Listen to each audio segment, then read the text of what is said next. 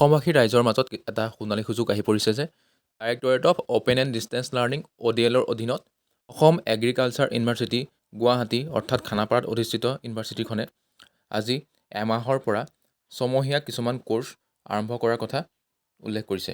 ইয়াৰ বাবে প্ৰয়োজনীয় অৰ্হতা হ'ল মিনিমাম 8 পাছ। এতিয়া আমি আহোঁ কোৰ্চসমূহৰ বিষয়ে। প্ৰথম কোৰ্চটো হ'ল মাছৰুম স্পাউন প্ৰডাকশ্যন টেকন'লজি আৰু ইয়াৰ ডিউৰেশ্যন হৈছে 45 দিন আৰু ইয়াৰ বাবে ইলিজিবিলিটি হ'ব লাগিব 12 পাছ আৰু ইয়াৰ এপ্লিকেশ্যন ফিজ হৈছে 110 টকা আৰু কোৰ্চটোৰ সম্পূৰ্ণ ফিজ দিব লাগিব 4010 টকা। দ্বিতীয়টো কোৰ্চ হ'ল flower arrangement for various occasions duration 1 month, eligibility হৈছে 10 পাছ হ'ব লাগিব আৰু এপ্লিকেশ্যন ফিজ 110 টকা আৰু কোৰ্চৰ ফিজ হৈছে 2010 টকা। তৃতীয়টো কোৰ্চ 8 পাছৰ বাবে হয় আৰু এই কোৰ্চটোত আছে ৱেষ্ট ৰিচাইকেল আৰু ভাৰ্মি কম্প'ষ্ট প্ৰডাকশ্যন টেকন'লজি। মানে ভাৰ্মি কম্প'ষ্ট হ'ল আমাৰ যি পচন সাৰ কেনেকৈ প্ৰডাকশ্যন কৰিব পাৰি আৰু ৱেষ্ট ৰিচাইকেল মানে হৈছে আমাৰ যি পেলনীয়া বস্তু আৰু সেই বস্তুবোৰ কেনেকৈ আমি পুনৰ আমাৰ ব্যৱহাৰৰ উপযোগী কৰি তুলিব পাৰোঁ আৰু তাৰ বিষয়ে আমাক শিক্ষা দিব। আৰু এই কোৰ্চটোৰ এডমিশ্যন ফিজ হৈছে 110 টকা আৰু কোৰ্চটোৰ ডিউৰেশ্যন হৈছে 1 মাহ আৰু কোৰ্চটোৰ ফিজ হৈছে 2010 টকা। চতুৰ্থ কোৰ্চটো হ'ল আৰু এই কোৰ্চটো 8 পাছৰ বাবে উপলব্ধ।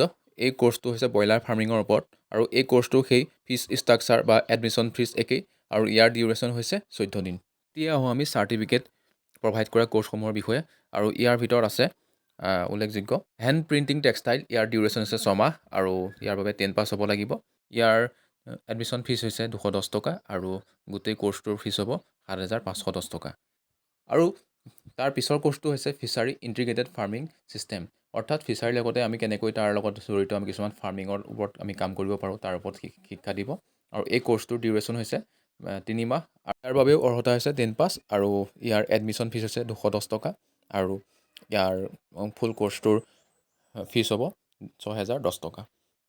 এই কোৰ্চসমূহ ব্যৱহাৰ কৰি আমি বিশেষভাৱে লাভৱান হ'ব পাৰিম। বিশেষকৈ আমাৰ নিবনুৱা যুৱক যুৱতীসকলে এই কোৰ্চসমূহ আয়ত্ব কৰি তেওঁলোকে নিজৰ স্বাৱলম্বিতাৰ ক্ষেত্ৰত বিশেষকৈ ফাৰ্মিং ছেক্টৰ বা ফিচাৰী আদিৰ ক্ষেত্ৰত নিজকে স্বাৱলম্বিতাৰ পথ দেখুৱাব পাৰিব আৰু বিভিন্ন ক্ষেত্ৰত আগুৱাই যাব পাৰিব আৰু তেওঁলোকৰ বেটাৰ প্ৰডাকশ্যনৰ বাবে বেটাৰ কোৱালিটিৰ বাবে এই কোৰ্চসমূহে তেওঁলোকক বহুত সুবিধা সৃষ্টি কৰিব।